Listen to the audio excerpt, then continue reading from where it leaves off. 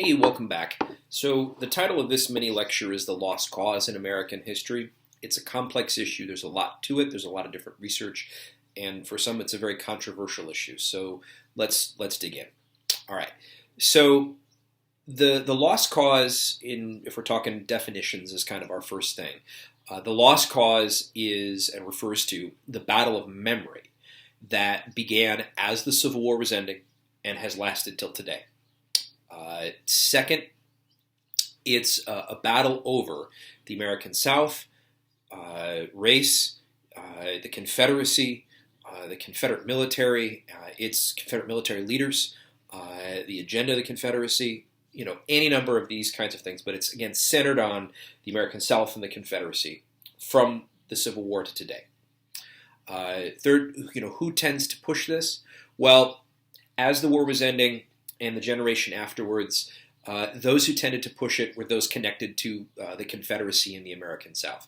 So those who were a part of Confederate veterans organizations, the United Confederate Veterans and the United Daughters of the Confederacy, eventually, more recently, the Sons of Confederate Veterans, the SCV, they've pushed this. Scholars like David Blight and Dr. Karen Cox more recently have written, the last 10, 20 years, have written extensively on the role these organizations have played in constructing this lost cause or glorious cause myth.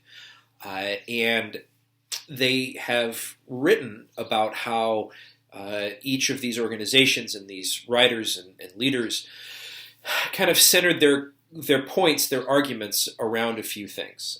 Now, this is by no means a definitive list of what the Lost Cause folks, the pro-Lost Cause folks are arguing, but there's a few of them. So, all right. First off, pro-Lost Cause folks would argue that the Civil War was not particularly over slavery, that it's tied far more to issues of states' rights.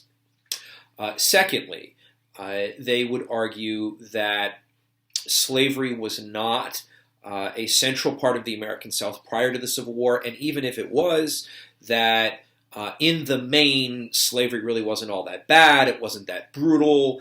It, in some ways, was a positive force, even for those who were enslaved. Again, this is their argument, not mine. Third, they would argue that generally when the Civil War got going, Confederate Southern individuals all kind of joined the Confederacy, every one of them, that it was this great grand volunteer thing to run off and beat the Yankees, that there was no opposition at all. Fourth, that the Confederate leadership was by nature really amazing, particularly General Lee, that he was the greatest combat leader that America's ever seen. And then, as a result, then that the Confederate military was just an overwhelmed force that they knew they were going to lose, but they fought anyway in this sort of David versus the barbaric Goliath kind of a story. And also, another one of the pro-Confederate, pro-Lost Cause arguments is that that African Americans served for the Confederate military. They volunteered by the tens of thousands to serve for the Confederate military. Okay, couple of problems with every single one of those. The South, prior to the war, was entirely wrapped up in the institution of slavery, and to it, white supremacy then. It defined the American South, no matter whether or not you owned slaves. The war was over slavery. We can see this from secession declarations.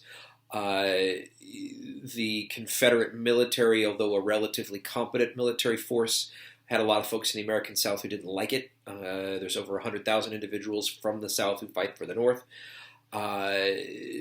Lee was a relatively aggressive combat commander whose offensive strategies in some cases tended to get a lot more of his guys killed than really needed to be, so he's not that great. Sorry.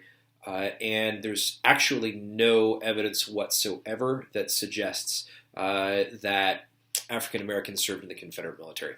they don't. Many are pressed into service as slaves, working for their masters with different stuff, but that's not actual service in the Confederate Army. Sorry. All right. If you were someone who advocated for these kinds of things in the generation after the Civil War, you tended to support pushing that message really any way you could, which meant veterans organizations, festivals, encampments, monuments, grade school curricula, books, again, monuments. And into the 20th century, things like film.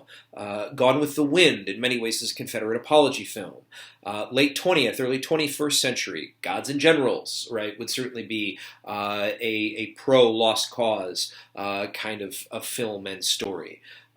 So there's a lot of ways to think about the lost cause, but again, they tended to push those kinds of agendas along a wide variety of communications tools, and it's agents like the United Confederate Veterans, the United Daughters of the Confederacy, the Children of the Confederacy, or the Sons of Confederate Veterans that are different kinds of organizations that advance these causes.